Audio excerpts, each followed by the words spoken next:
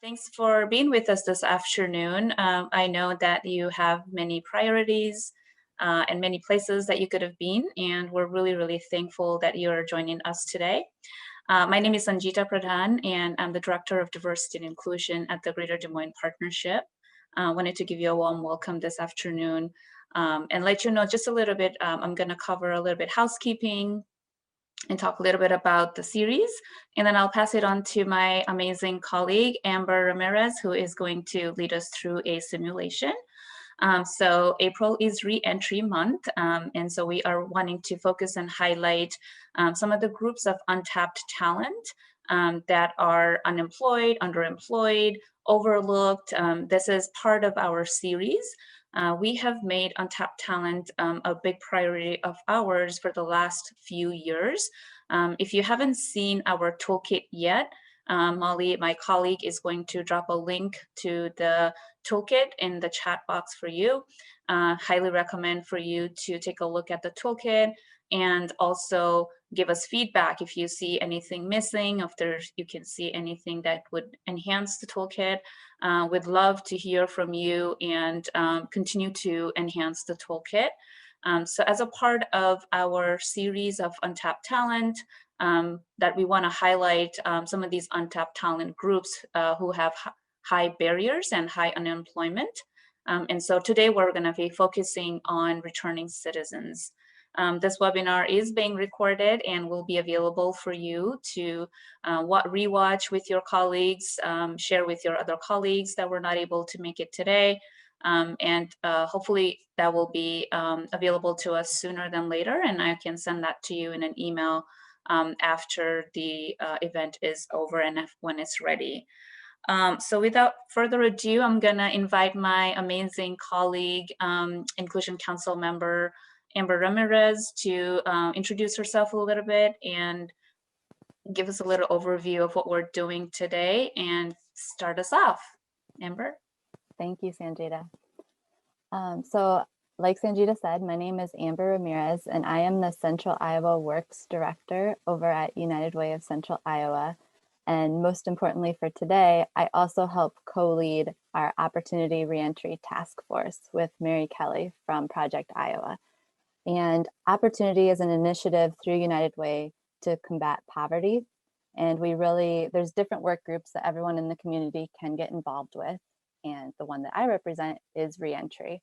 And through that work, we really try to break down some of the barriers that people who are returning from incarceration face as they're getting into the workforce or housing or anything else they need to be able to be stable and live in the community. So the purpose of today is really to look at this from an employment angle. And as employers, how can we take advantage of this workforce that's out there and really be able to break down some of the barriers that are there unnecessarily. So to start out with, we have some poll questions to ask, and Sanjita is going to pull those up for us. And this is really just to have an idea of who's in the room. So first, if you'll answer this one, what industry do you work in? And that way everyone can see who's in the room. And really, when it comes to reentry, people work in every industry, and some industries really embrace people and aren't as worried about the criminal history, and other industries have further to go. So that's part of the discussion today. Awesome. Let's see. We have almost 90% votes come in. Maybe I'll just give 1, 2, 3 seconds more, 5 seconds more. And can you see the results? Can you see results yet or no? I can see the results, but I don't know if everybody can. I don't see them. There we go. Now? Yes. Awesome. So we have a larger number of nonprofits, government, some retail, very few, healthcare, financial services, and other. Great. I'm going to go to the next question. Which is coming up now. Can you see it?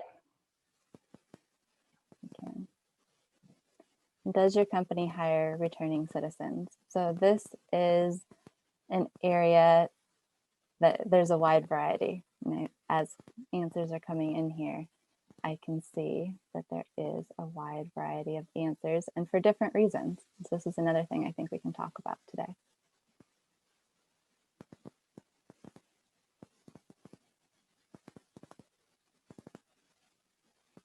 We have about 60% votes come in, so I'm just going to give it just a few more seconds. Thank you for taking the time to do that.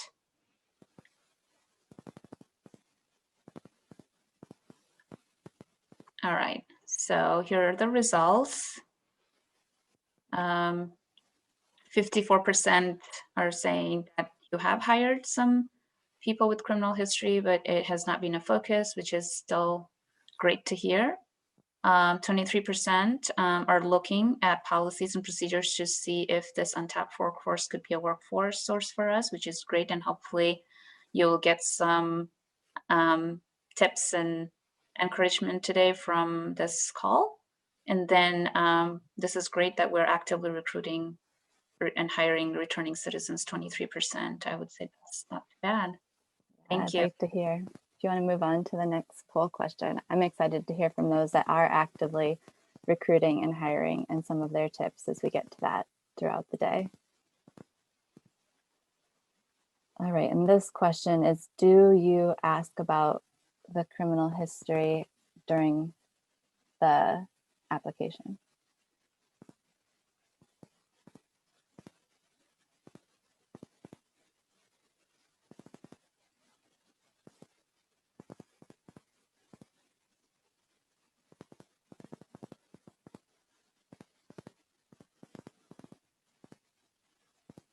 And for this one, I wouldn't necessarily say that there's a right or wrong answer. It's just where you are at this point and what has been helpful for you. And I think you'll see that as you have the different arguments, it depends on how you're using it ultimately. Would I, as a advocate for this population, yes, I'd like to remove this question completely. But I have heard of employers that use this in a way that isn't harmful. And so it really depends on how you're doing it as a company. And I think you'll have some things to think about today. Sanjita, is there just one more? Yeah, do you want to talk about this result quickly? I thought maybe you could touch on it. Sure. So 53% do ask this question and they find it helpful. Another 16% are considering changing it. 32% have changed it, and nobody is going backwards once they have changed it. So something else to consider. Awesome. Let's see, maybe there's one last one here. Would you be interested in scheduling an in-depth training about hiring returning citizens? So today is really just a quick overview, some of the advantages, some of the things to think about. But if you are interested in further training, this is definitely something that you can reach out to me about. And the Reentry Task Force is looking into doing something like this. So we really are interested to know how many people are interested in this type of training.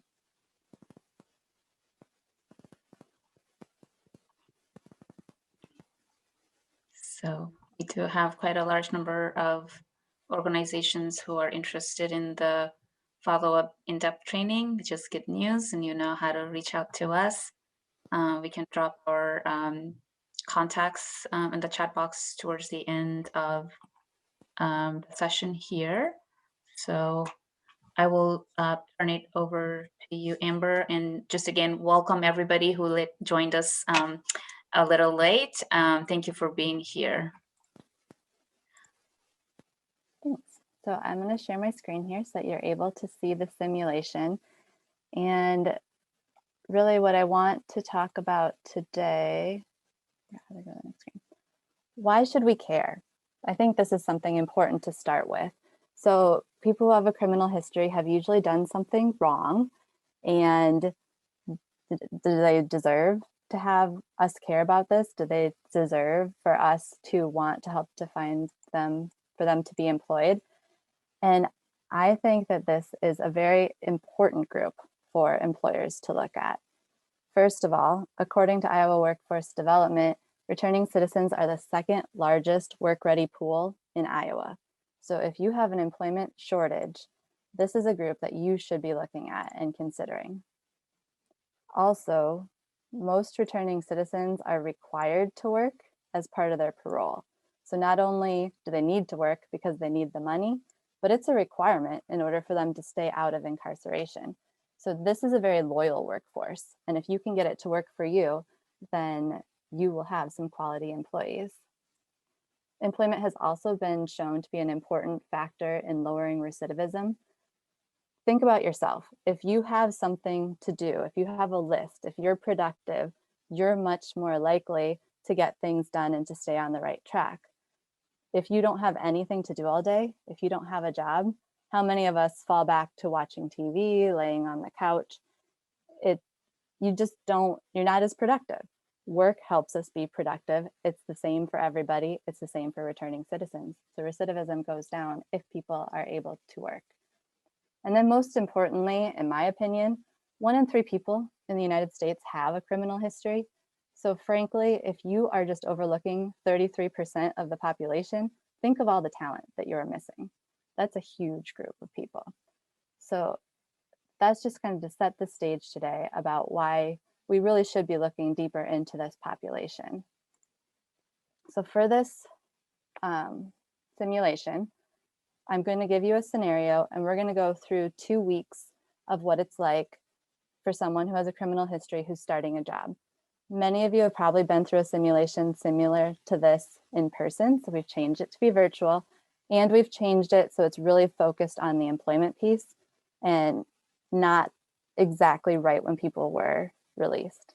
So in this scenario, you have your high school diploma, so you are the person who is returning to the community. You have your high school diploma. You have a lot of experience, and this is very true of most people who are incarcerated. You've had different vocational trainings throughout the years. You have experience driving a forklift for over 5 years. You have 10 years of experience working in construction, and you're currently in the best shape of your life. You've just been incarcerated for 2 years and you've been working out. So as an employer, this is a person I want to hire. They have experience, they want to work, they're in good shape. You were incarcerated for 2 years on a drug charge. You had good behavior, and so you were able to come on parole. So what parole is basically you're finishing your sentence out in the community. So you still have to connect with a parole officer. There are a lot of rules that you have to follow, but as long as you are following these rules, you're able to finish your sentence in the community. Your financial situation is that you had a total of $200 leaving prison. $100 was given to you as part of the reentry process, and $100 you had saved up. It was arranged for you to live in a transitional living house. When you are released from incarceration, the Department of Corrections helps connect you to a place where you can live. Most people don't go live by themselves right away. They're either put into a work release facility, a transitional living house, which is often a nonprofit, or they are living with friends and family. Transitional living does have a cost. There is rent. In this case, we're going to say it's $540 a month, which is a very reasonable cost in Des Moines, and you will have roommates. In this simulation, you're starting your first day on the job. As for your identification, you are able to get your driver's license as soon as you pay off some fines. So that'll be important coming up. And you need to be able to purchase your own food. And really the only belongings you have are the clothes that were on your back. So you moved into your transitional living home 2 weeks ago. You've been released for 2 weeks, but you are motivated and you're starting a job Monday. That's what we're gonna do. You already owe $540 for rent for this month. You found this job, it's $11.50 an hour. Your hours are 6 a.m. to 2 p.m., Monday through Friday. And you started with $200, but you donated plasma twice, so you earned $140 more. You had to spend money on food, so you've spent $75 on food for 3 weeks. So good for you, because that is way to stay on a budget to be able to survive on $25 a week. I'm very proud of you. So you're starting with $265. And Molly is going to put in the chat a worksheet that you can use that will help as we're going through the simulation to keep you on track. You can open up that worksheet and do it on your computer, or you can just keep track on a separate sheet of paper. It's not that complicated. You'll be able to keep track. And then as a condition of your parole, you must maintain your employment and your housing. You need to meet with your parole officer twice a month, and you have treatment twice a month. In real life, it's much more complicated. There's rules about who you can associate with, if you can be around drugs and alcohol, where you can live, where you can work. There's many things, but this is just a simplified version. And this is a copy of the worksheet. So are people able to open up the worksheet? Perfect. So as you're going along, this part here, the day and location, will help you keep track of where you're at on the worksheet. Basically, what you're going to write down is a decision. I'll tell you when it's time to make a decision, and you'll write down what your decision is. You need to keep track of the money that you have. So you're starting with, it was 265. Sorry, I should say 265 on your worksheet. And then as you're going through, if I say you have a parole violation, then you need to put an X in this parole violation box. If you have an employment warning, then you'd put an X in the employment warning box. And then there's a space here to keep any notes as you're going along. So any thoughts, feelings, emotions, something that you thought of that you want to be able to bring up later, we will have a discussion. So that's what you can put in there. Any questions before we start? Okay, so if you have any questions as you're going along, feel free to put them in the chat and Sanjita will let me know, or you can come off mute and let me know your question as well. So we're going to simulate the first 2 weeks of work. So let's get started. It's Monday, it's orientation. It's your first day on the job. You're learning about your new position and completing the paperwork. Your employer asks you if you have your driver's license. So remember, you're able to get your driver's license, but you need to pay $200 in fines first and get on the license reinstatement program. So right now, I want you to make your first choice, and you're going to put this in the decision box on day 1. So option 1, you can tell your employer that you have your driver's license and hope that you can pay the fines and fees with the first paycheck before your employer notices. Or option 2, tell the employer that you don't have your driver's license at this time. So I'll give you just a second, note down what you're going to decide, option 1 or option 2. Okay. So if you chose option 1, the employer didn't check your license today. So if you said that you have your license, you still have your job today, but that doesn't mean that the employer won't check in the future. So on your worksheet, maybe you want to make a note that if you pay $200, you can get your driver's license, and you can do that whenever you want throughout the simulation. All you have to do is mark it off your money. Result 2, since you said you don't have your driver's license, the employer told you to go home, and you can come back once you do have your driver's license. So on your worksheet, you need to mark down an X in the employer warning because you were sent home. And it would also be a parole violation if you get sent home and you lose your job. So now, if you're able, you can go pay the $200 and get on the license reinstatement program. For simplicity, in this simulation, we're letting you do this overnight. In real life, it would never happen overnight. It would take minimum a few weeks to be able to get on this license reinstatement program because you have to pay at the Department of Transportation, and then you separately get on the license reinstatement program. But for simplicity, we're saying you can do this overnight. So if you have the money and want to get your driver's license, mark off $200 and we will move on. All right, day 2. At orientation yesterday, the supervisor told you that you're going to need steel-toed boots to start training in the warehouse on Monday. So it's Tuesday right now. You need steel-toed boots before Monday. Your employer will eventually reimburse you $100 for the boots, but you have to work for a month first. The community center, on the other hand, has free work boots that you can use, but they do not have a steel toe. So here's another chance for you to make a choice. Option 1, you can take the free boots from the community center and take a chance that your employer won't notice. And after your first paycheck, you'll get some steel toe boots. Or option 2, go spend $100 on those steel toe boots. So mark down now what you're going to do. If you decide to buy the boots, remember to take it off of your budget.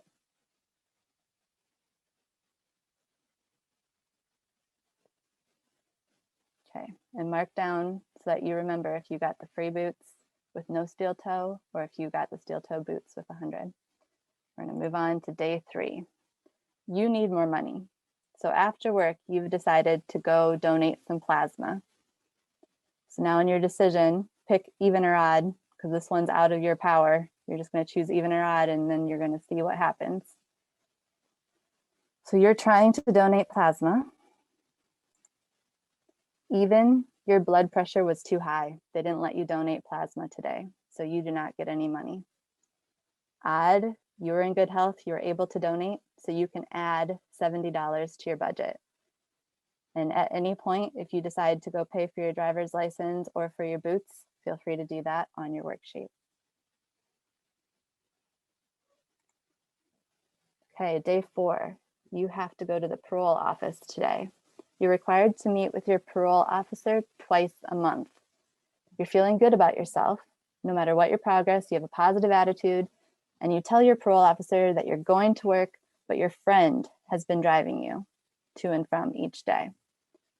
Your parole officer then tells you that that's not okay because your friend has prior drug convictions, and that goes against the conditions of your parole. So pick even or odd and write down that note.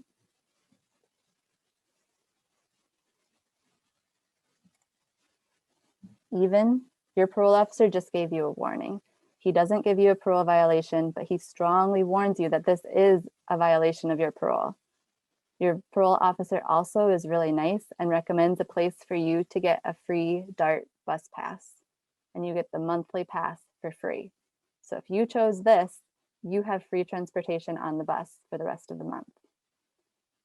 If you chose odd, your parole officer felt like it was necessary to give you a parole violation. He wants you to know how serious it is if you get caught around old friends with drug convictions. So in your box, please put an X in the parole violation. And then you also need to choose which bus pass to purchase. So here on the right are your choices. If you choose to buy the monthly pass or the weekly pass, take that money off of your budget now. The weekly pass goes from Sunday to Saturday, always. And today is Thursday, just so you know. If you are going to do the daily pass, you don't have to take it off right now, but you will have to take off $4 daily moving forward. So everybody mark down what transportation you are going to use. We'll move on. Okay, so you went home and you calculated your route on DART, and you discovered that you can only work between the hours of 7 and 5:30. Remember, you were supposed to be starting at 6 a.m. So now we need to make a choice. Option 1, you can take a ride from your friend one last time to get to work on time to ask for a schedule change. Or option 2, you can take the bus and arrive late to work and then ask for a schedule change. And if you decided to take the bus, you need to mark off the $4 for the bus ride if you chose daily pass, or if you chose weekly pass because it's still Friday and your weekly pass hasn't started yet. Okay, so everybody has down if they chose option 1 or option 2. Okay, result 1, a worker at the transitional living house saw you get into the car with your friend and they reported you to your parole officer. He's not happy that you took another ride with your friend so shortly after having that conversation with him. So you get an X in your parole violation box. Result 2, your supervisor is not happy that you were late to work. You get a warning that it cannot happen again, but you are allowed to stay and work. So you get an X in an employment warning. Okay, so now after that, imagine that happening. And now you need to inform your supervisor that you need to take the bus to work and you won't be able to get there until 7 a.m. So pick even or odd. This will be the response from your supervisor, which is out of your control.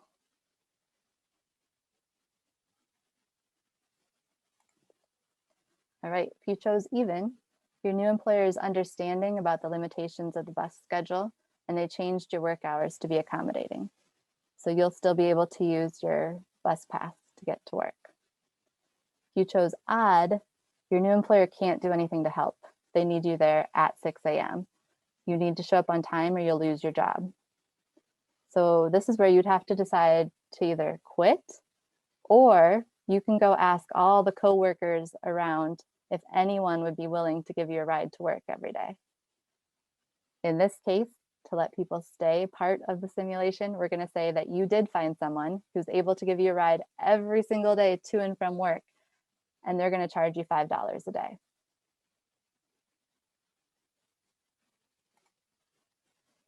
All right, you've made it to Monday. You're starting the training in the warehouse. So you show up to work today with the boots that you decided on, and your work site is strict about safety rules. They inspect your boots. So first of all, you did get to work. So if you need to take the $4 off for the bus pass or the $5 off for the ride from your coworker, make sure you do that in your budget. And then the results from your boots. So if you purchased steel toe boots, you get to start training. If you had the free boots, you get sent home. So you need to have an X in your employment warning. If you have the money, you can go back and get the steel toe boots and come back to work tomorrow. But if you don't have the money, you lose your job. So if you do lose your job, you need to put an X in a parole violation.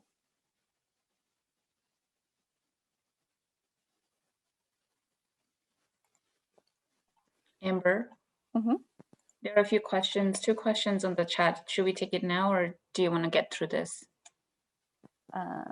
What are the questions? One of them says, did we get paid last week? And the other one says, I thought my parole officer gave me a free monthly bus pass for my first even selection. Yes, so if you have the free bus pass, you do not need to be taking money off. You have a free bus pass. It's just for those that had to purchase the bus pass. And you have not gotten paid yet. You'll get paid at the end of week 2.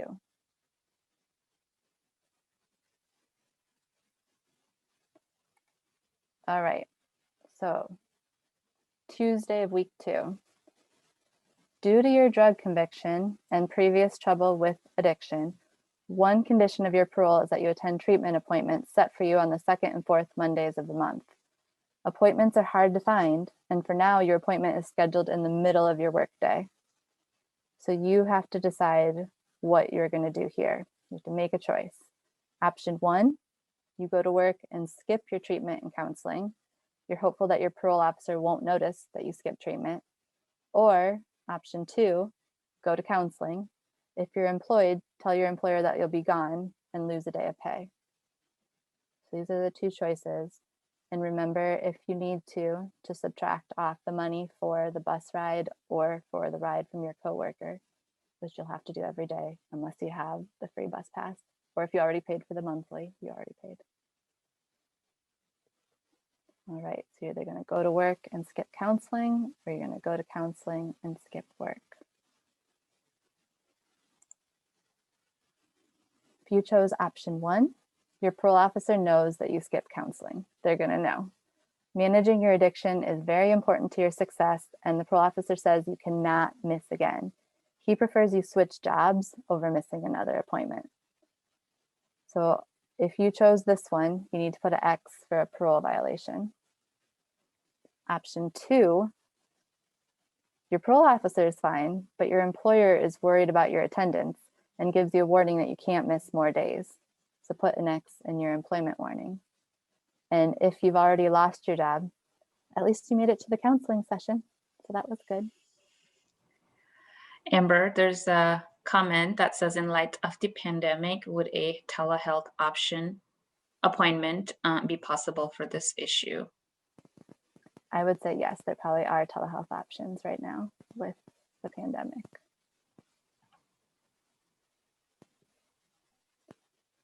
All right, food. So it's Wednesday, you're out of food. The hours for the pantry conflict with your work hours, but you know that your supervisor won't let you work any more days. So here's the choice you need to make about food, and you need to eat, no other option. So option 1, you can miss work to go to the food pantry to be able to get food for free. If you do that, remember to deduct off the bus pass if you need to. Or option 2, go to the store after work and you'll have to buy food for $25. And again, if anyone can live on $25 a week, I congratulate you. And if you go to work, make sure to subtract off the bus pass if you need to, or the ride from the coworker. Everybody mark down option 1 or option 2. Option 1, if you chose this one, the pantry, your employer is very concerned by your absenteeism at work, so you get another employment warning. If you chose option 2, you went to the store after work to buy food, but due to riding the bus, you arrived after curfew to your transitional living house, and you get an X for a parole violation.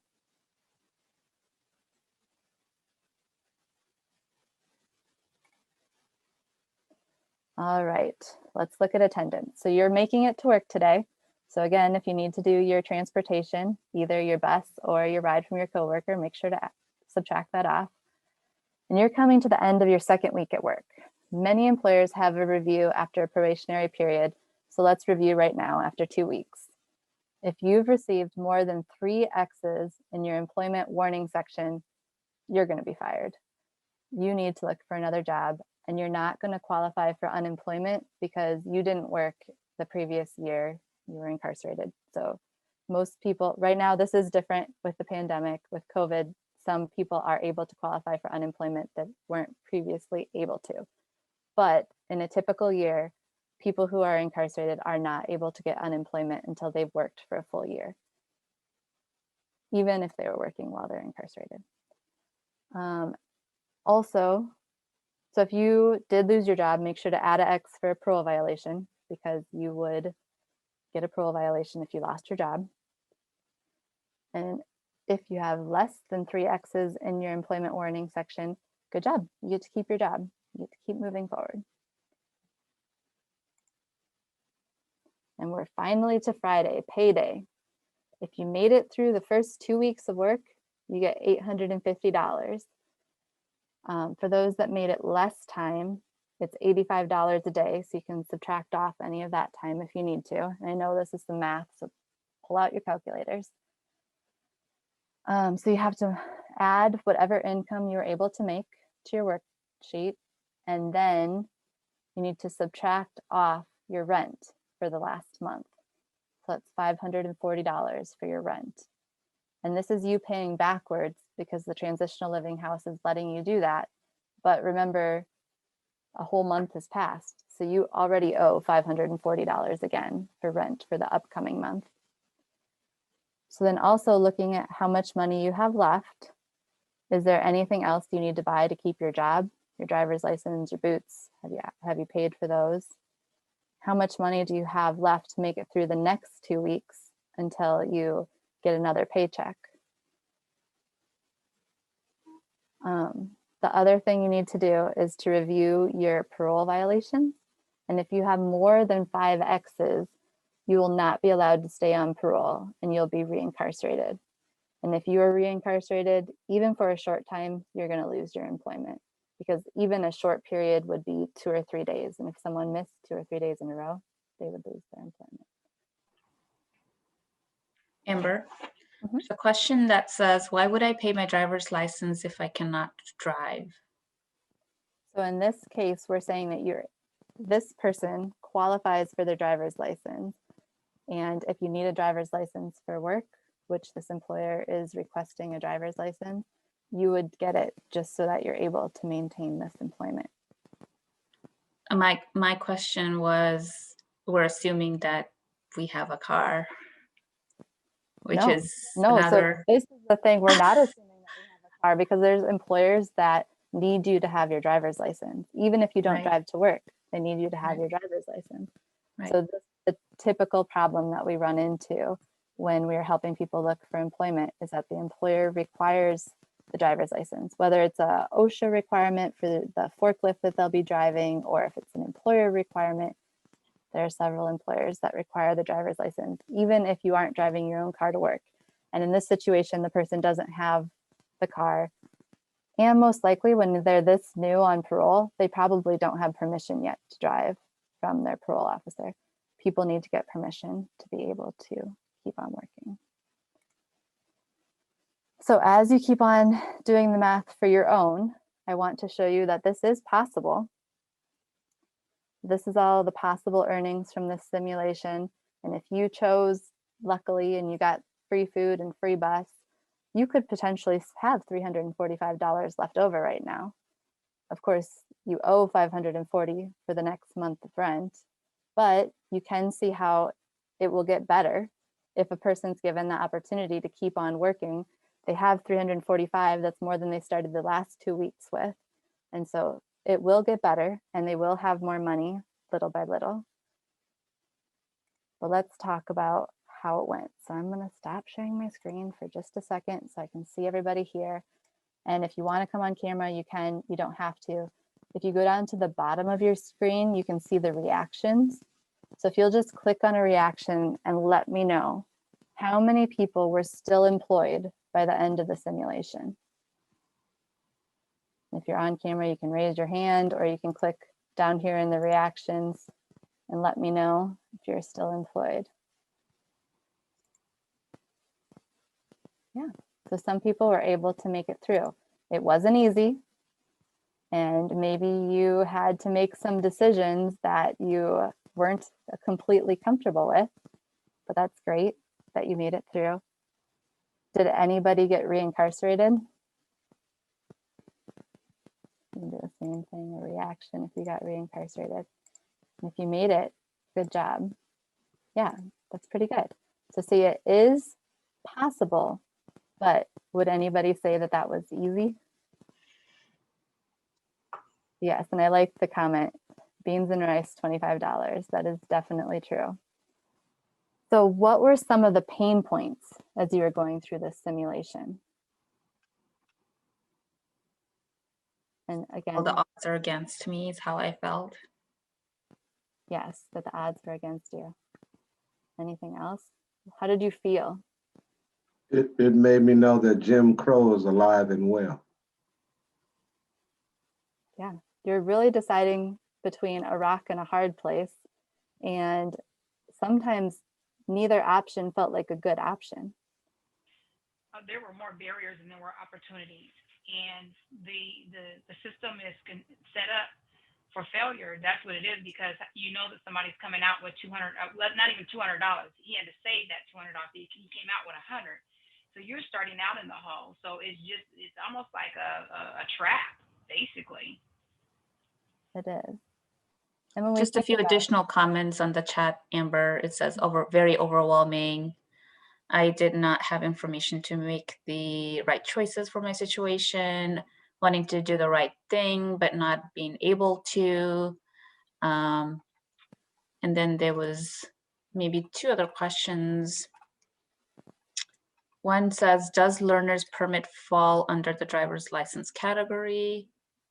I think that's the one I missed. At orientation, we were asked if we have a driver's license.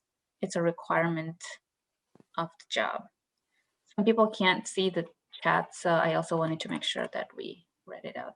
No support system.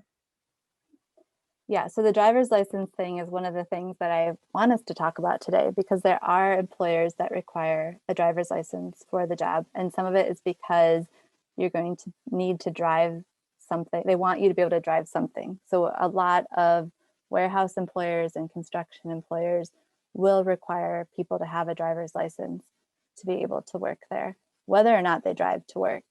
And it's really just so if they need someone to move something, I'm sure it has to do with liability. And Amber, I really, can I speak on that?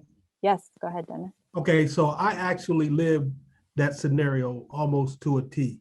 So what had happened is I worked in a company that was out in Ankeny, and I had to be to work by 7:30.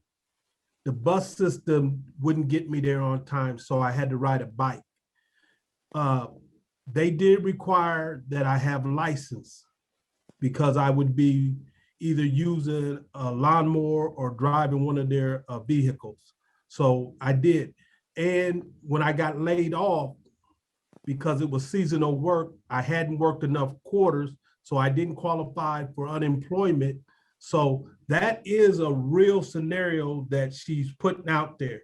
And although, like she said, it is doable, but I'm telling you, it's almost, many times I had to tell myself, you know, because I almost wanted to go back to prison because it was that taxing. Yeah, thank you for that, Dennis. And there's a comment here in the chat that it led me to be dishonest in order not to fail. And I think that is an important thing for an employer to see, because we want our employees to be able to be honest with us, but you see how sometimes you get put in a place where it goes against all of your best interest, to be honest. And so as employers, that's something we can think about, and how can we make that situation easier for individuals as they're going through. So is there any other comment that someone wants to make from an employer's point of view about how we can help people with these situations?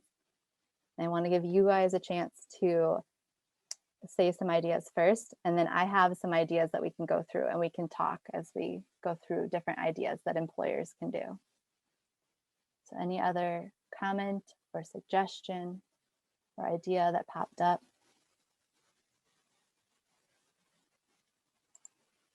All right, so I'm going to share my screen again. Okay, so there are really three main issues that I brought up in this simulation. There are many, many more in real life, but here are three big ones that a lot of employers see. And this is not only with the reentry population. So I think this is something that's helpful to think about really with a lot of employees that you'll have. Transportation.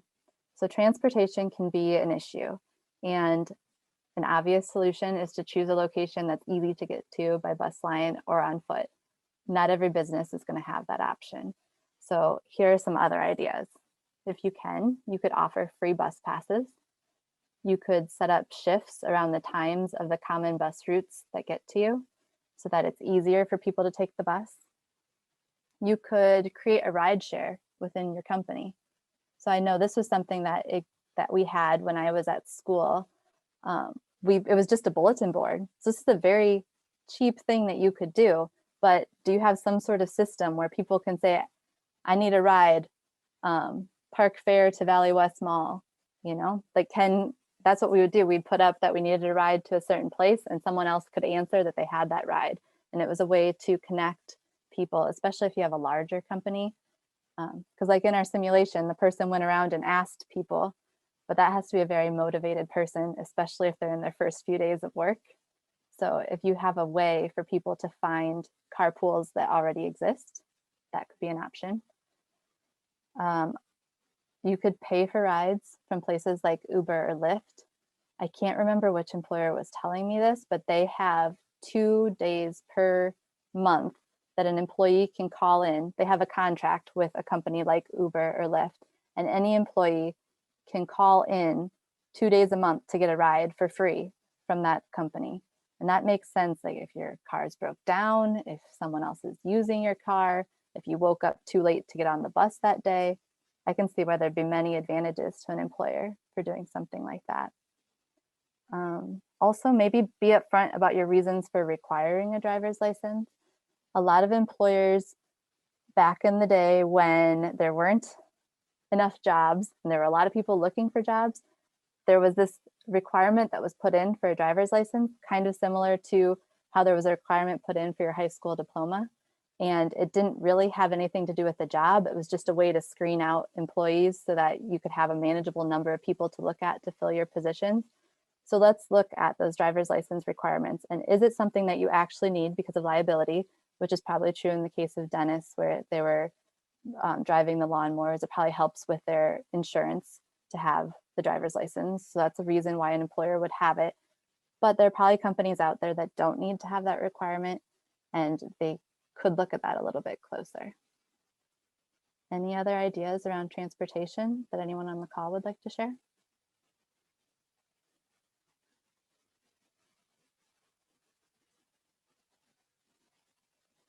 Okay, I'll move on. Another pain point that I saw in this simulation were those work boots.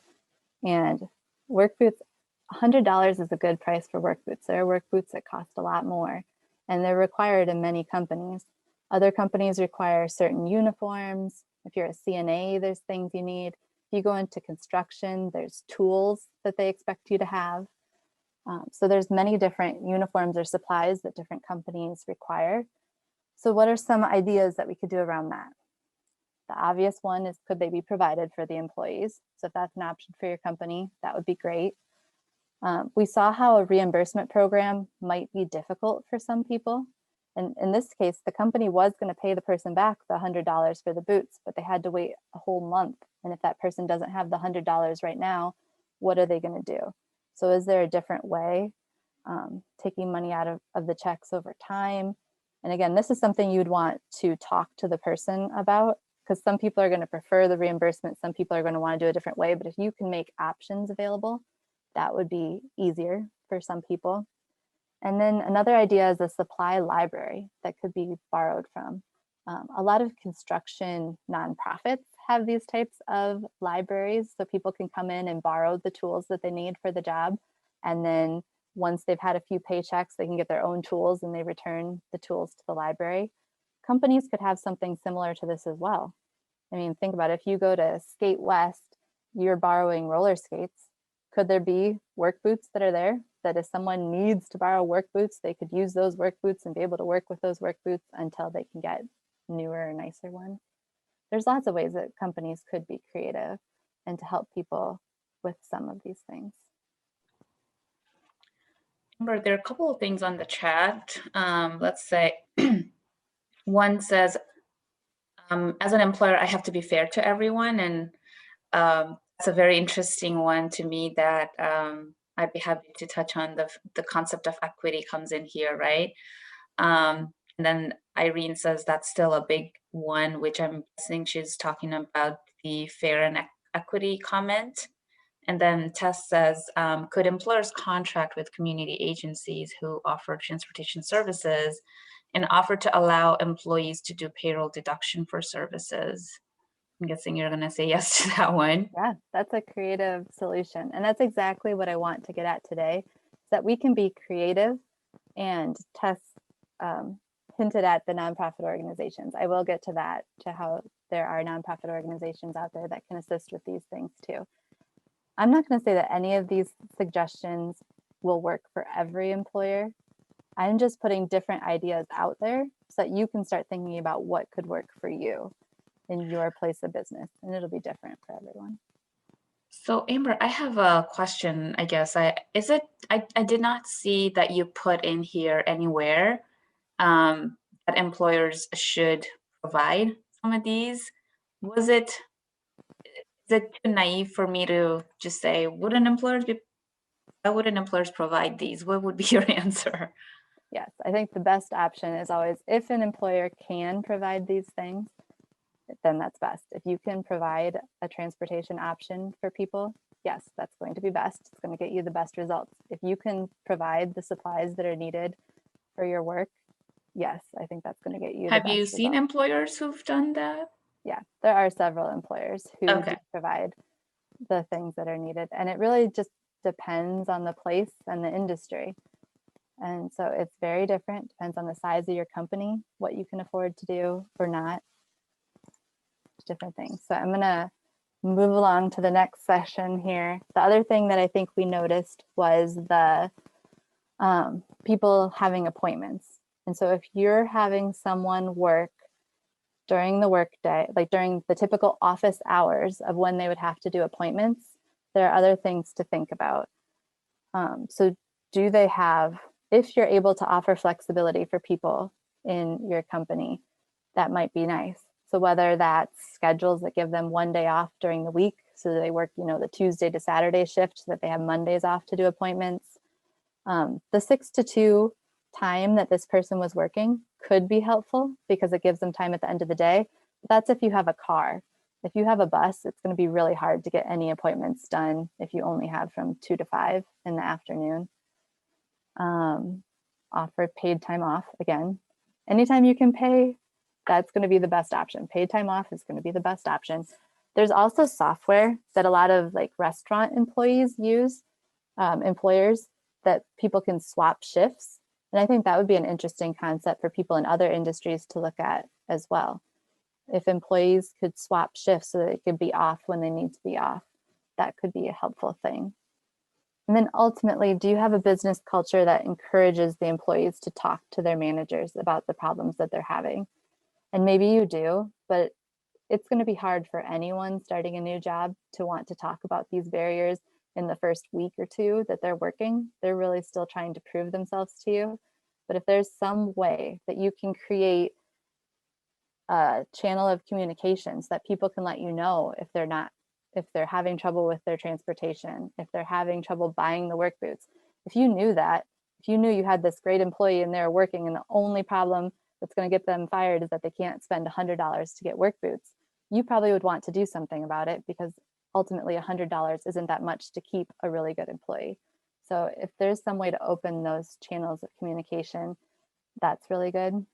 The other thing I would suggest for companies is if you can look at your attendance policies and your point system and just make sure that it's working for you and not boxing you in. Because sometimes we put these systems into place and if they're working, perfect. But if we're just doing it because it's what we always did, let's look at it a little bit closer and see if there are things that need to be changed about our attendance policies or point systems. And so then the other thing I want to bring up here for resources for employers is really the job developers. So I'm going to talk about Central Iowa Works because that's where I'm from, but I want everybody else on this chat who would consider themselves a job developer to put your information in the chat because there are several throughout the community. So job developers are really people who work with individuals in the community to help them find employment. They can be nonprofits, they can be government agencies.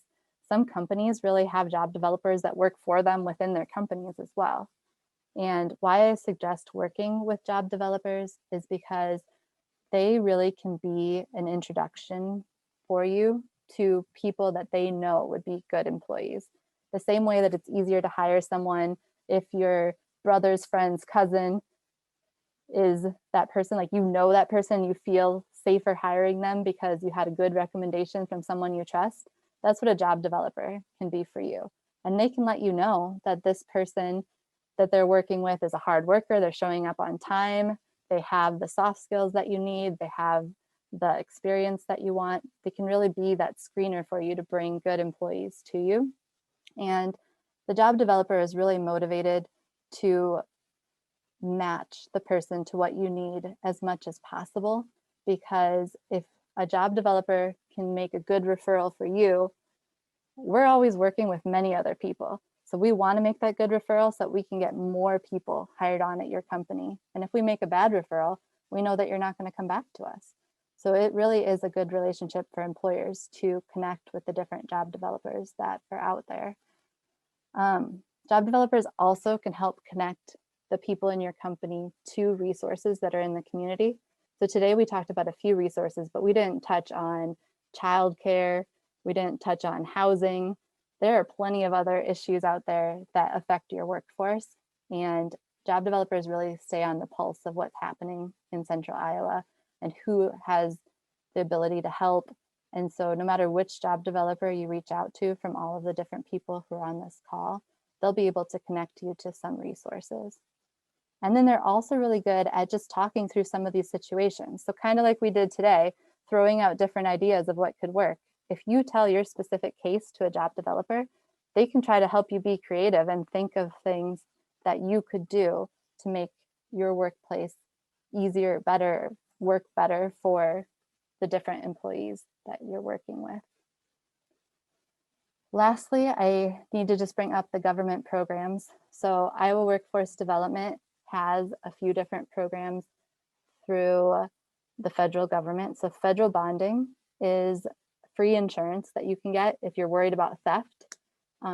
You're able to get this free insurance, and it will take care of anything that happens if a theft were to happen when you hire someone with a criminal history. This program has been very highly successful because the theft does not happen very often at all. And so this program has lasted for years and years and years. But if it makes you feel better, you can be insured against that kind of thing. And then lastly, most larger employers use this, the work opportunity tax credit. But if you want more information, you can just go to this website and get that information. This is a tax credit you can have because the reentry population is one of the groups that you would get a tax break for hiring. So anything else? Did that bring up? I'll stop sharing my screen here so we can see everybody. Is there anything else that came up that someone wants to mention? Yeah, so Tess says, are employers allowed to collaborate with parole officers to ensure employees receive support on both sides? Post-release services are only required on a temporary basis, and the more employers are supportive during that transition, the more productive they will be. Yes, so that is definitely something that an employer could do. I would say many parole officers would be interested in talking to the employer. And if the employer talks to the parole officer, it's probably more likely that the parole officer will be more flexible with the person. Parole officers are also very, very overworked. And so this is where another community agency could be helpful to help make the connection to the parole officer and to the employer and help guide that conversation. But yes, if an employer is willing to talk to a parole officer, I would say that would definitely help. Yeah, and thanks for many of you who have down your contacts in there if you are an employer and looking for those community connections. Ashley has written here that IVRS, the Vocational Rehabilitation Services, can partner with job developers, put her information down. Probably most of you are already familiar with Evelyn K. Davis Center. Joy has put information down there. And then there's a couple more folks are adding. So thank you for adding those resources. We will make sure that these are all also added to the toolkit that I referenced earlier. Perfect, thank you. So now we're going to shift to talk to a few employers who have taken the leap and who are hiring people with criminal histories. And so I have Dennis Henderson, who's the Teach and Tech Coordinator at Broadlawns, and Natalie McNaught, who's a Retention Specialist at UnityPoint Health. So welcome to both of you.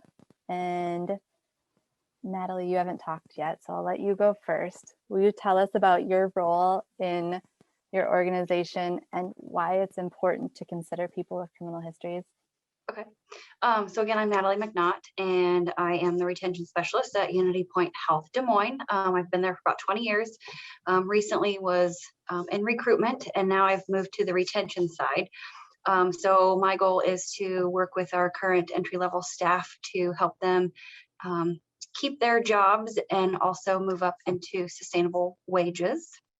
And so I think it's important to hire people with criminal background because they really could be, you know, if you don't, I think you're missing out on an opportunity to hire people who have the talent and the skills that you need. And you shouldn't just, you know, put them to the side just because they do have a criminal background. I think they should have a chance to prove that they are good workers. Thanks, Natalie. Dennis, if you could just tell us about your role at Broadlawns and why you think it's important to give people a second chance. Okay, first of all, in our system, in our criminal system, we say that it's a Department of Corrections. And if you feel that a person has served the time and you're willing to give them a parole or you're going to put them on probation, then you pretty much are saying that they've served their penalty and that they deserve to be back out in society doing what other people in society are doing. So it's important that we don't allow these people to be put in situations by adding barriers to them getting employment, getting transportation and housing. If we're going to discriminate against them, then what are we doing? We're putting them in a situation where they're more likely to recidivate than anything else. So what I do here at Broadlawns, I'm the coordinator of the Teaching Tech program, and we have taken advantage of quite a few people who have come out of the prison system. And one thing that I'm very proud of is, although some of the people that we hired, they are no longer with Broadlawns, one thing I can say, and I track them, they're not back in prison. And that's the big thing. The mothers that we get, because we hire people with barriers to employment, the single mothers that we get, because of our program and they're picking up a skill, one thing we notice is they're not going back on welfare. They're going to other agencies and using those skills to continue their work. I don't think many people want to be on welfare or want to be in prison. They just want a fair chance to come out here and exercise their citizenship rights, or the semblance of that, while they're out here. Thank you, Dennis. So what, if any, adjustments have you had to make? So Dennis, I know at Broadlawns, there was really a change that came from leadership down for these teach and tech programs. So what adjustments did Broadlawns have to go through to really open up the culture to be able to hire people who are returning from incarceration? Okay, so it did. It came from the CEO of Broadlawns. It was his baby. So one of the things that happened, he handed it off to HR. And HR played a vital role in us retaining people with backgrounds, because what we were forced to do is we were forced to create a relationship with DHS, because you can't work in a hospital unless you're approved through DHS. So there was an approval process that we had to go through, and the HR department was very involved in that process. So what we would do is we would get somebody with a criminal background, and we would assist them with filling out we make them go through an intense process of the crimes that they committed, what they did to since then to be eligible to work in this field, and why would this program help them towards their future. So it's an intense project, and you have to get buy-in, not only from the CEOs, but you also have to get buy-in from the other departments. So once we did that, then, it became a norm for us. Thanks. Natalie, I know it's similar for you also being in healthcare, that you have to go through the DHS background check policy. But why did UnityPoint decide to take the background check question off of your applications? Well, it started maybe about 5 years ago when UnityPoint Health merged with the hospital in Peoria, Illinois, and they became part of UnityPoint Health. And Illinois had the ban the box law. And so since all affiliates within UnityPoint Health use the same application, then the decision was made to take that question off of all applications. And I think it was a really good decision, because then our leaders who are seeing those applications aren't, looking over people because they had a background. There are probably several examples, but one that stands out to me is a leader in one of our areas that handled money saw on somebody's application that they had, I think it was either like fraud or theft charges, and it was from years before, and it was like I don't know my degrees, but one of the lower degrees of the theft or fraud charge. And we forwarded it to her, and she didn't want to hire that person, and the person was highly qualified. And so we really had to talk to her and have her take a step back and be like, well, this was a long time ago. This person, has, changed. They'd had employment since, and, it goes through DHS, and DHS can say whether that person can work for us or not. So I just think it's really helped eliminate that bias from our leadership when we took that question off.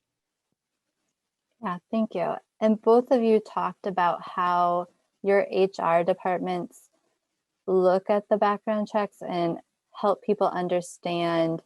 And I'm trying to make a case here that in healthcare, you have to go through DHS. So your HR departments look at it and let them know what types of things that DHS are looking for to be able to allow people to pass the background check. So for other companies that get information back about criminal histories, what are the types of things that you consider kind of against the criminal history? So what are those good things that you look at that kind of balance out any criminal history that a person would have?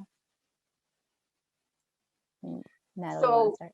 Yep. So I guess DHS is probably looking at recency and relevancy of the crime against what position they're applying for. So, you know, maybe if somebody had a couple OWIs, then they wouldn't be able to be a courier for us, or, you know, drug charges, maybe they wouldn't be able to work in the pharmacy or those, I don't know for sure, but those are just some examples. And when the applicant or the new hire does fill out the DHS paperwork, DHS is looking, you know, just kind of for their account of what happened, like the who, what, when, where, why, and how of what happened in that charge.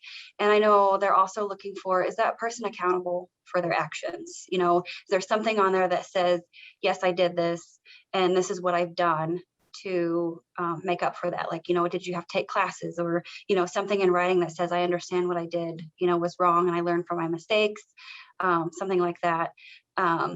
We've had people submit the paperwork before that have said, well, I was with so-and-so and it was because of them that I did that. Well, no, you made the decision, you know, so I think they look for those things too. Did that answer your question? I think so, yeah. Okay. It's important to look at all the different things, if it's Yes. relevant, and how long ago it was. Yes. And Dennis, what are some other things that you would add that's important for an employer to consider? One of the things that we did with DHS is we found out what crimes they wouldn't look at. So there were certain abuses that they wouldn't look like, the sexual abuses and things of that nature. So we had told them that we wouldn't even bring them cases. So like Natalie was talking about, there are disqualifiers. So, and she used a great example with the pharmacy. If you're drugs and you're trying to get into pharmacy, that might not be, you know, a good fit or a good way to come at DHS. And the references. So when we talk to people, there's many times I tell people, you know, let's get some work history and let's get some references of people who can vouch for you, you know, because then it makes a better case for all of us. You know, if I can show that you've been working for 6 months, you also been volunteering for one of the nonprofits, then it's an easy sell. But it's awful difficult when you don't have no history that we could, you know, use in your favor. Thank you. One other thing that I can see from the healthcare industry is, since you send your background checks to DHS, it's really like having a third-party company that's doing your background checks. So from your perspectives, both at Broadlawn and at UnityPoint, do you share the criminal history information with your managers, or is that something that stays strictly with HR? That stays strictly with HR. With any piece of our pre-employment process, it's all within HR. The leader just gets they cleared or they didn't cleared, and we don't tell them what piece they cleared or didn't clear. Dennis, is that the same for you at Broadlawn? Yeah, that's the same with us. But a lot of times what happens is word gets around, you know, and because our program is so popular and people are so familiar with the people that are in our programs, and they know that these people have barriers, they just don't know what the barriers are. So it's a conversation that usually gets to a supervisor or something, but they don't know the particulars. So have you had to combat any stigma in your company with this happening? Yeah, it happens all the time. You know, I mean, we do implicit bias now because of situations that you go through.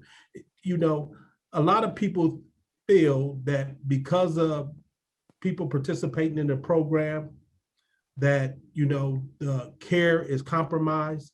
But the good thing about it is we have, we work with DMAC, so they're getting transferable credits from a credential school. So they're going through the same process that anybody that's gotten their CNA before. So you can't use it, but don't think that it doesn't happen. It happens, but we were intentional when we started the program, and we're intentional to this day about keeping the program and making sure that people have opportunities. Do either of you have a success story that you'd like to share about someone who's had a criminal history, but who has then come to be a very good employee? And Dennis, not to put you on the spot, but I know you would definitely have at least your own success story. Yeah. Oh, well, I got a young man right now, and it's amazing. His cousin went through our program, and he came down from Detroit and was living here for a while, and he heard about the program. He got involved, and he is one of the best employees. Last week, I gave him his apprenticeship, the United States Department of Labor apprenticeship certificate for completing 2,000 hours. And I mean, to give it to him and have him tell me thank you for taking a chance on me, and I won't let you down. I think that was a powerful statement in itself. Did you as an employer have to, were there any adjustments that you needed to make for him to be successful? Like, I know at Teach that you guys do a lot to help with getting people there on time and supplies, and you know, there's a lot of different supports that you provide. Is that something that you think is helpful as you're doing these programs? Yeah, one of the things that we found out though is at first we would hand them off to the employers. I mean, so we transition people into employment after they complete our program. And since a lot of our program was hands-on, we had to make an adjustment that we were going to track these individuals while they went into the workforce for us. And what we would do is, at first, we wouldn't allow them to get to, you know, the penultimate occurrence. We started early in the process. So if somebody had an attendance issue, instead of it being on the 8th time that I was notified, they would notify me on the 3rd time. And then we would jump in and try to do some type of intervention to make these people successful. So what we found out is that because we do a lot of hands-on with them and we coddle them a lot going through the program, that we just can't drop them off someplace and let them go, let them do their own thing. We had to come in and do some kind of work and make sure that we keep that contact and let them know that they're giving them options, you know, that, okay, you're in this situation, here's what you need to do. Do you need some adjustments? You need to start, you know, communicating with your supervisor, you know, ahead of time. We put people on PRN, we had people take leaves of absence. So it's just working with them and letting them know that they have options where they don't have to be, you know, either resign or be terminated. So we get to them early. I like that. I think that really speaks to having a relationship with the employee, so that if there is a problem, and the employee might see it one way as they're in between a rock and a hard spot, but if the employer can go in there and kind of show some other options that are possibly out there, that could really help retain employees. Natalie, do you have any story you'd like to share? Unfortunately, I don't have a specific story, but I can probably guarantee that there are, you know, we have about 6,000 employees here, and it would probably, you know, surprise some people how many people have something in their background. I mean, because we check everything. Everything goes through DHS. It's an OWI from 1975, you know, all the way through. So, you know, you could probably stop any employee and they've probably had to go through the process. You know, I think it would just surprise people how, you know, how many people actually have something on their background. Yeah, and I've often heard it said, how many of us are one getting caught away from having a criminal history ourselves? Like, have we all really made it through this many years of life without once breaking any law or any rule? Or getting caught, yeah. Yeah, exactly. All right, well, I want to open it up. If anyone in the audience has any questions that you'd like to ask, you can come off mute and ask it, or you can put it in the chat. And while we're waiting for that, what piece of advice would you have for employers that haven't actively recruited for people from this untapped talent before? What piece of advice do you give them? What's the first thing you think they should consider or look at or do to be successful in recruiting from this population? Dennis, you want to go first? The same thing I tell people in implicit bias. We have to start with a clean slate. So if you start looking at people's past and you're going to make a judgment based on people's past, and that's not who that person is today, then you're making a mistake. So you need to start with a clean slate and find out, do they have the skill set that is needed to participate in your employment? Do they have, the wherewithal to overcome certain circumstances? One of the things that we do, like a double vet here at Broadlawns. So I work in partnership with Urban Dreams. I used to, before COVID, I would take people down there and I would do an informal interview with them. And then, to judge, to figure out, does this person really have a passion for healthcare? Because if you don't have a passion for healthcare, I'm telling you, this is not the place to be, because it takes a passionate person that wants to serve patients to be in this position. So I kind of get a good sense if the person's going to fit in our employment. And then that's when I decide to bring them in and do a formal interview with Broadlawns. So I would say, clean your slate, look at the characteristics that you would hire any other employee with these people, and then go from there. Thanks, Dennis. I do think that's really important, because sometimes there is a stereotype that people who are incarcerated because they didn't do well in school or they don't have skills.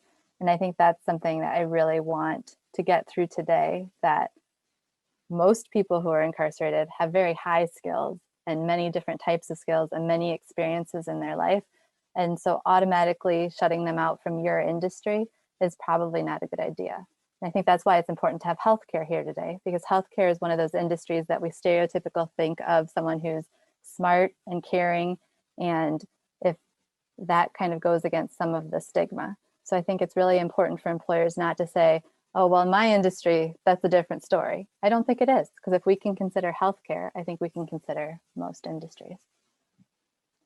Natalie, what piece of advice would you give? I really think Dennis kind of hit it, like, everybody deserves a second chance and a clean slate to start over. Thank you. All right. Are there any questions from the audience?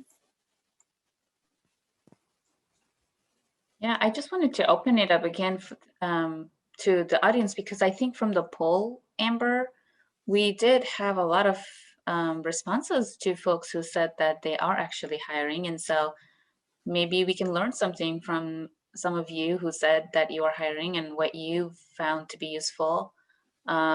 If you are willing to share with us, that'd be great. And also I would say, any of my colleagues who work with people, what are some success stories that you have or suggestions that you have for employers as well? Or maybe even challenges, like what challenges have you faced if you're a job developer, an advocate, or nonprofit working with this population? We'd like to hear what challenges you're facing so we can provide the appropriate resources and support to organizations, companies to kind of unblock those.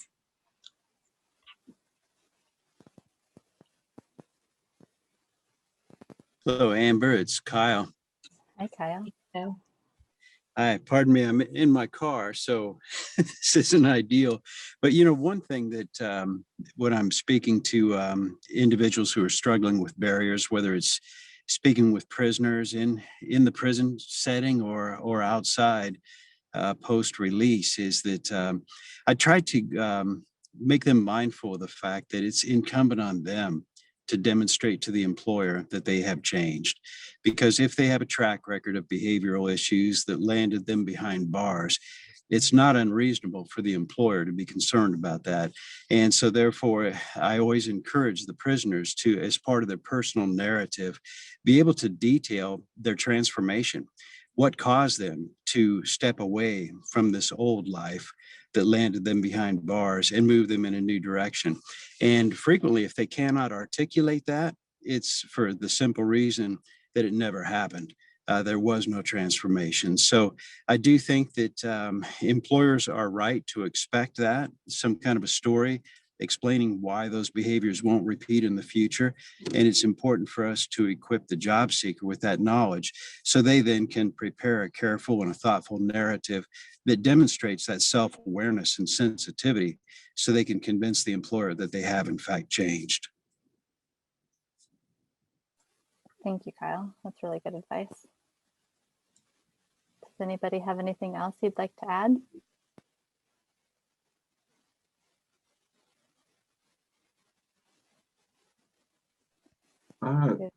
I would like to say that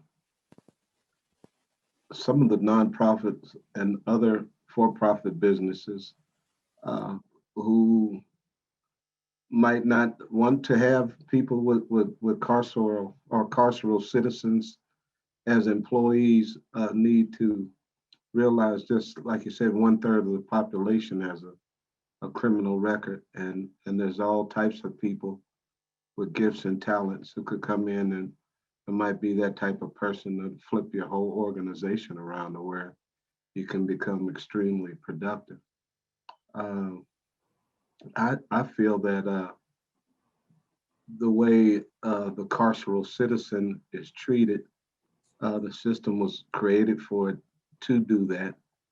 Yet, if we are really serious about reducing recidivism, there's a need for nonprofits as well as for-profit organizations to unify and come together and bring in people that they not usually they're commonplace to employ someone like that.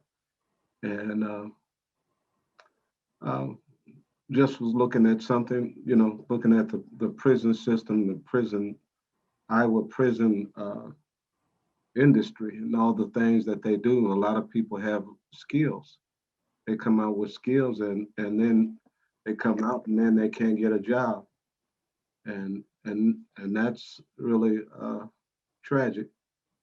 But when you got 48,000 legal sanctions on the book to deter the mobility of anybody with a carceral record, any carceral citizen, Jim Crow is alive and well. Jim Crow has never died. And until people come to the point and realize we got to do something different if we want different results. Well, Thanks. Get off my soapbox. No, I think that's an. Oh, go ahead, Christy. I will say that I'm just so you know, I'm actually a student and finishing my bachelor's in social work, and I am currently reading the new Jim Crow. And what you're speaking about is absolutely true. It's something I've known. I was born and raised in California. I'm not an Iowa native, and I'm very aware of it. And honestly, it's not just about that criminal record, but it's just a legal way to discriminate and be racist. And they talk about that in the new Jim Crow, right? Like, without a doubt. Another way. And then, so I'm just going to call it out how it is. You said it nicely. I'm just going to call it what it is. It's a form of racial discrimination that's made legal. And by doing that in mass incarceration. So yeah. I put an article in the chat box earlier. Yeah. That if you want to have something else to read, Christy. It'll enlighten you. Well, that is what is going on in my mind, right? I know that makes a whole another webinar if we start talking about the fact that there's racial inequities happening both in incarceration, and that leads to higher number of marginalized communities, especially African Americans, being in the prison, even for very, very small charges. That there's discrimination on how charges are being given to a white individual versus a Black individual. So there's another webinar, but I'm hoping that many of you have taken the time to dig deeper into that, and that's another reason why Amber and Dennis. Dennis's talk. I don't know if many of you knew Dennis's story and wanted to, but Dennis, don't want to put you on a spot and tell your story again and again. But I hope there were some new people here who would have, appreciated your personal story as well. And in the 21st century, in today's world, there's one thing that employers are worried about, and that is the war for talent, right? Every employer is telling us that they're worried that they're not going to find the talent that they're looking for. And, being fair and just and equitable is one reason why we're making this a priority for sure. But there's a business case, a business reason that employers have to look at unusual places. Employers have to start looking at areas where they haven't looked before, and employers have to start making adjustments to their hiring practices to be equitable. The comment earlier in the chat box about employers have to be fair to everybody, there's a concept of equity and equality is different. Equality means you treat everybody the same, but in practice, it sounds good in theory, but in practice, that's not how it works, because everybody's situation is different. The way you would give flexibility to a single mom is different than a way you give flexibility and resources and the right things for each and every individual to be successful is different, and that's equity. And so we don't have to make any qualms about asking for special treatment or some adjustments, accommodations, whatever we want to call it, to employers. And employers have to start doing that if they really want to be fair and equitable. And so with that, I know we're coming really close to the end of our time. And I really want to thank all of you for being here. As much as we didn't see you on camera, there was some good chat going on. So thank you for that engagement. And Dennis, I don't know, I want to give you the last word in the last minute to see if you want to quickly share your story also, because I didn't think we really talked what the Teach and Tech program is. So I don't know if many people know that in the call. Do you want to take the last minute to talk briefly about your story and what Teach and Tech program actually is?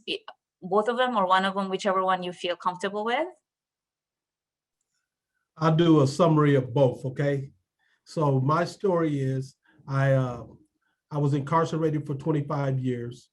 I got out, I rode that bike out to Ankeny, like I said earlier. And when I got laid off, I wasn't eligible for unemployment. So I went to Urban Dreams, and I knew Wayne Ford from being a kid when he played college football at Drake. And when I first went to him, I told him, I said, I need help. He said, I got my own problems right now. And so I came back a week later, and he waved me off into his office and said, come back here. And he apologized to me. And from there, he took me under his wings, and I created Growing Through Gardens, a gardening program that he had a grant from the Department of Agriculture under BILSAC. And what we did is we taught at-risk youth how to become familiar with the agricultural process. After that, we got involved with DMAC, and I became a resource agent for the Gateway to College program with them, and we turned that program around and had some success. And then at the time that we were going through the Gateway to College, Wayne and CEO Jody Jenner had got together and went out to Baltimore, and the Teach and Tech program was based off the anchor program that they were doing at Johns Hopkins, where they were taking inner city people at-risk people and bringing them into the hospital, but they were bringing them in on an entry-level situation. So when Jody and Wayne got back to Des Moines, they said they wanted to do that, replicate that program, but they wanted to take it up a level. So they wanted to make sure that people were on career paths. They didn't think that just giving them jobs in the kitchen, washing dishes or doing laundry was good enough. They wanted to put them on a career path. So they wanted to test that out. And for some reason, they felt like I would be a good fit, that I would be a good person that be a liaison between the people with barriers and the HR department, because that's the department we went under when we first started. And so what we did is we started recruit. I do the recruiting. So we went out and we found some qualified people. And like I said, we vetted them real close. We got familiar with some different agencies like CIW. Me and Amber work together quite frequently. And what we start doing is we just start working with different agencies that, like Urban Dreams was part of that program at the beginning. We worked with Evelyn K. Davis under Marvin. And so we would just go to agency and we would recruit that way. And what we did is we just would help them get their CNAs. I was hands-on. I went and picked up a lot of young people to get them to make sure, because they had, you would only miss like 3 hours once you're in the DBAC phase of the program. So if a person car broke down or something, I would go pick them up. I did, just the little things that you would do, and it paid off. We made Kyle Horner's, we made his honor. We got the honors award from him. So, I mean, there's a lot of things. One of the, just yesterday, I came into work and I had 10 people that had went through my employment, through the Teach and Tech program, sitting in the lobby waiting to get off. And that was, that was a very proud moment for me. So I got to see the actual success of what we were trying to do.